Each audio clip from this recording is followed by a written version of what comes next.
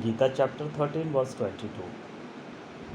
The Supreme Purus in this body is also called the spectator, the permitter, the supporter, the enjoyer, the great Lord, and the Supreme Self. Gita chapter 13 verse 23. He who thus knows the Purus and Prakriti together with the qualities, in whatsoever conditions he may be, he is not born again.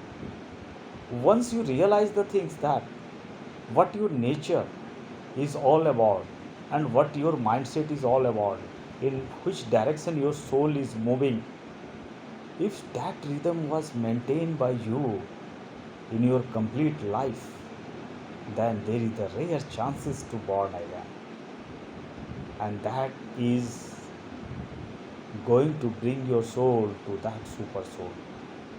Gita chapter 13 verse 24.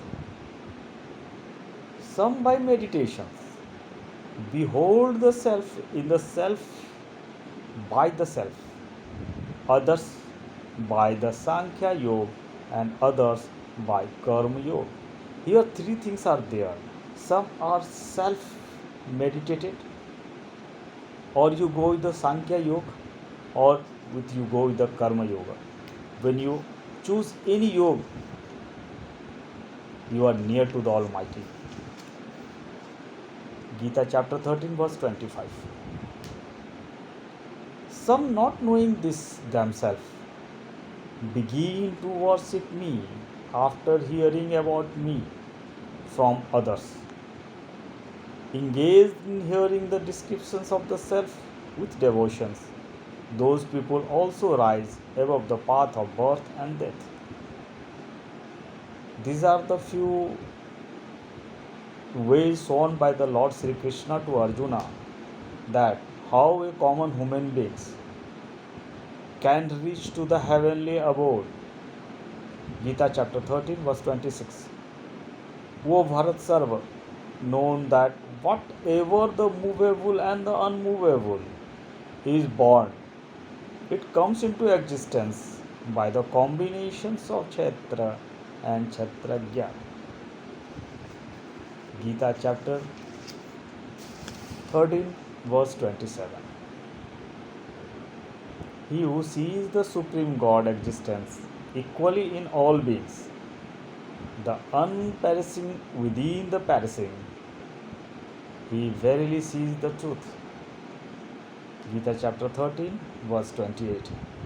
One who knows the God as equally present everywhere, in every living being, does not destroy himself by the self. He never distrusts God and disbelieves in God. Therefore, he goes to the supreme goal, and that is the heavenly abode with the Parama Atma. Gita chapter 13, verse 29. One who understands that all actions in every way are being done by the natures and knows that self is not the doer, actually sees a reality. It was all predetermined. Whatever role Almighty has given us, we have to play for that. We have to act for that. We have to think for that. Gita chapter 13, verse 30. When he realizes the diverse state of existence, of being also centered in the Brahma, Supreme God, and experience the evaluations of the nature from Brahma alone, then he attains the Brahma. When you dedicated your every work to the Almighty, and whatever work you are doing in the life, if you think it was determined by the Almighty Himself, your detachment will always come from that work, and that going to bring you near to the Almighty. And that is the power of such a yoga that has been shown by the Lord Sri Krishna to the Arjuna. Gita chapter 13, verse 31. Being with beginning and free from the modes of Prakriti, the Brahma, the imperishable, though dwelling in the body, O Kante, neither acts nor is tempted. Gita chapter 13, verse 32. As the all-pervading Ubiquitous either is not tainted because it's subtly so too the Brahma seated everywhere in the body is not tainted by anything else.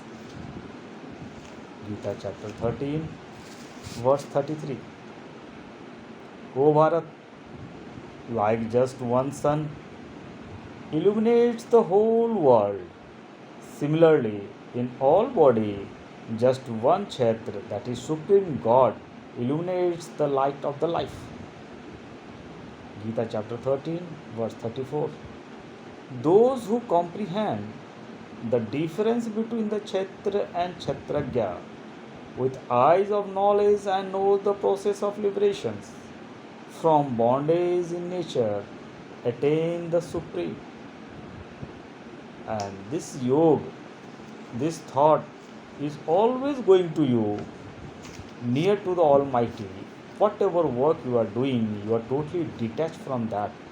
Detachment here means just you are doing your duty without thinking the fruits that is going to come out or the result going to come out from that.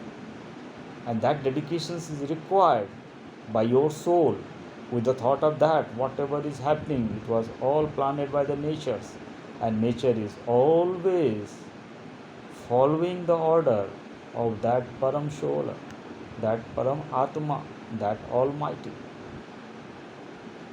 This is the completions of Gita chapter 30.